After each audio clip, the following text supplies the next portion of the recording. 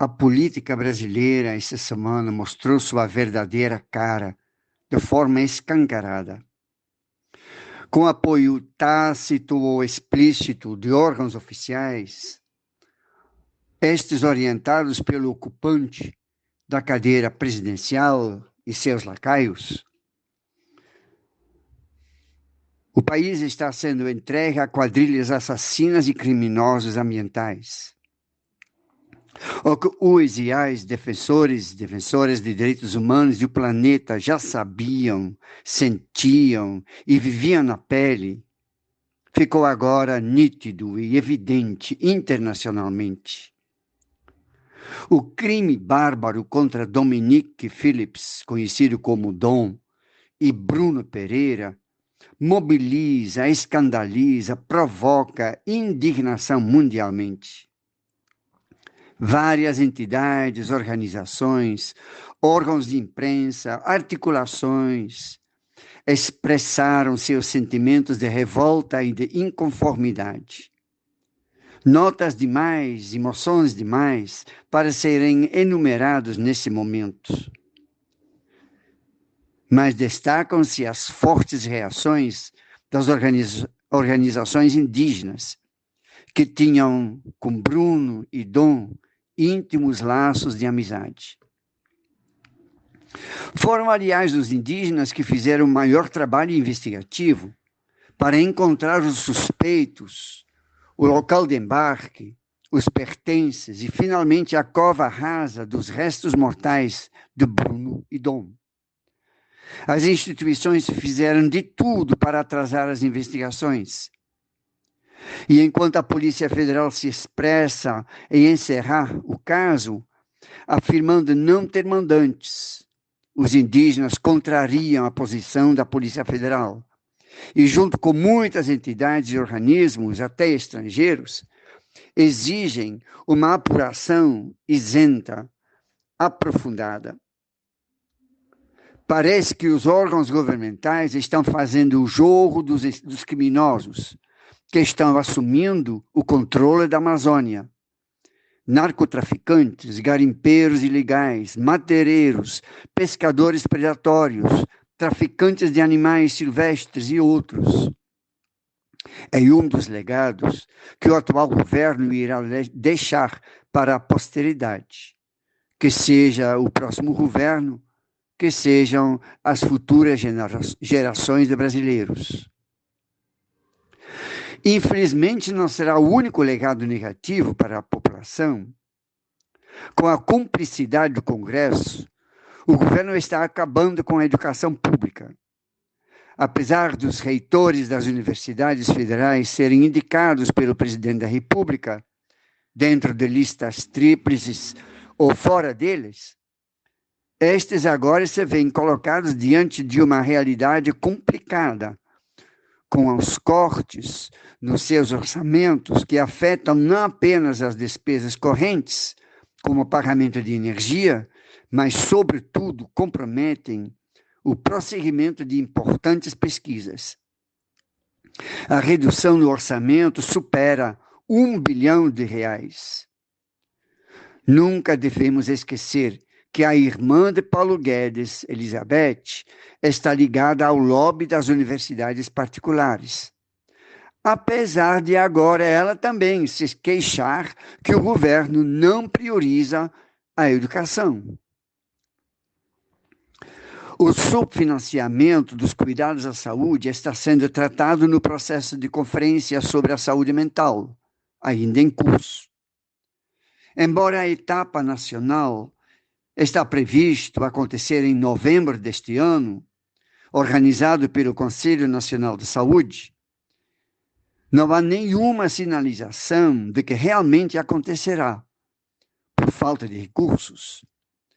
O Ministério não está nem aí para debater a política com a sociedade. Pelo contrário, autoritariamente, através de uma simples portaria 596 deste ano de 2022, o Ministério acabou com as determinações mais modernas e mundialmente adotadas para o tratamento de pessoas com distúrbios mentais. O governo pretende voltar a internar as pessoas em manicômios, prática abandonada por governos anteriores desde os anos 1990, por serem associais e ineficazes. Para 2023, está prevista a realização da 17ª Conferência Nacional de Saúde, também hoje ameaçada. A expectativa é de que o novo governo, para o próximo ano, volte a discutir com a sociedade a política de saúde e reveja a forma, por exemplo, de financiamento da saúde primária, hoje feita através do programa Previne Brasil, cuja implantação foi atrasada por causa da pandemia. Mas a partir deste ano, esta forma de financiamento está novamente sendo implementado, com redução de recursos para os municípios em comparação com os anos anteriores, quando o financiamento era feito através do Programa de Atenção Básica, o PAB fixo, o PAB variável e outros formatos de transferência de recursos federais para os fundos municipais de saúde. A privatização, a venda da Eletrobras é festejado pelo governo, porque vai trazer recursos para sua caixa e aumentar investimentos para as empresas. Mas é um engodo, uma mentira grosseira apresentada à população, de que a privatização reduzirá o preço da energia. Aliás, foi este o argumento utilizado para a privatização do serviço de telefonia, para a quebra do monopólio estatal e a definição de tarifas acima dos índices de inflação. Quem viveu à época os impactos desta privatização no final do governo de Fernando Henrique Cardoso, lembra dos aumentos das tarifas, que consomem ainda boa parte do orçamento das famílias. Para ter acesso à telecomunicação hoje, é preciso uma boa conexão na internet e um aparelho que também não saem baratos.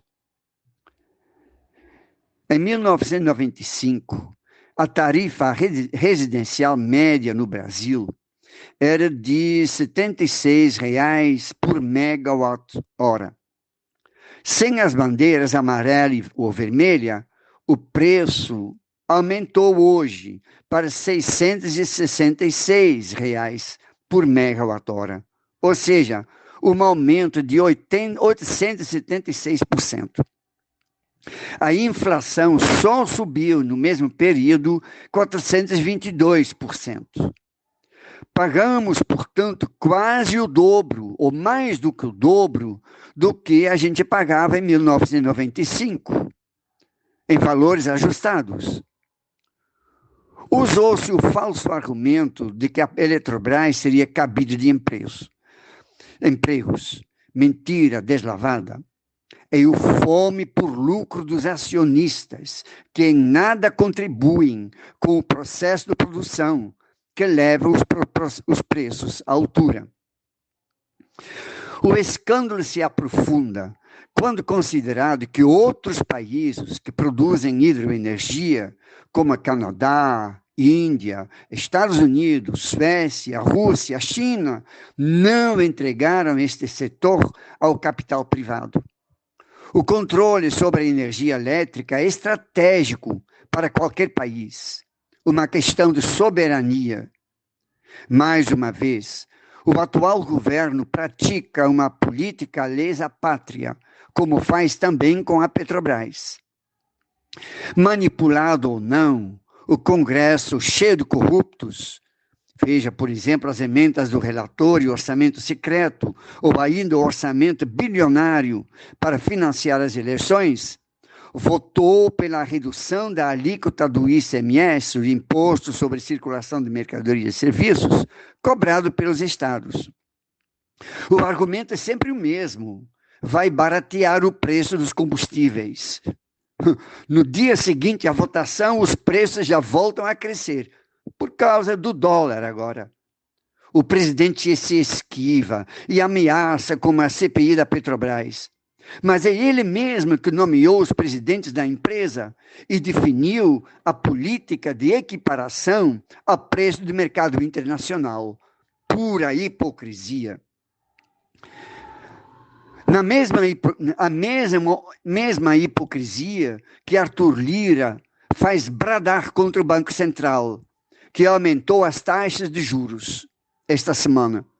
Mas foi o próprio Lira que levou o projeto da autonomia do Banco Central para a votação no Congresso em fevereiro de 2021.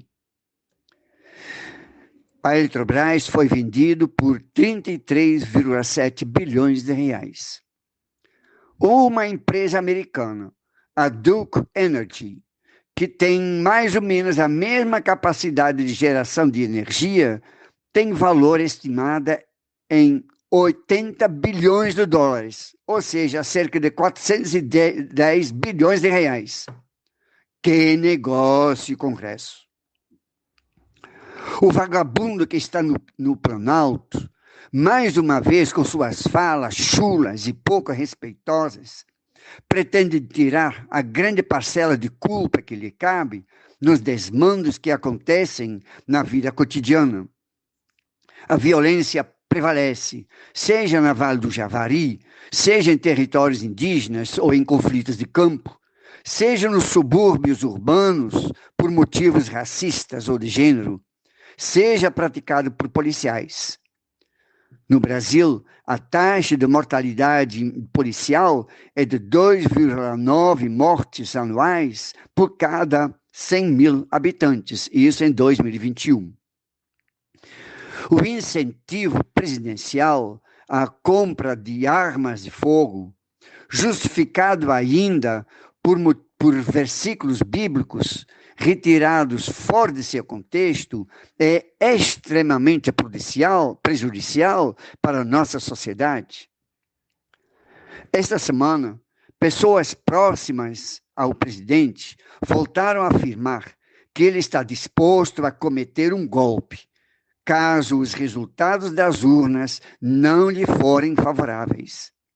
Arruaças, marchas, grupos armados pressionando eleitores e mesários, inclusive com apoio de forças policiais e militares, não podem ser de antemão descartadas. Os defensores da democracia, da república e de eleições livres, sem constrangimentos, terão que ficar de olhos abertos e se organizarem para apagar desde o começo qualquer sinal de irregularidade e violência no período eleitoral. Uma boa semana de luta para todos e todas.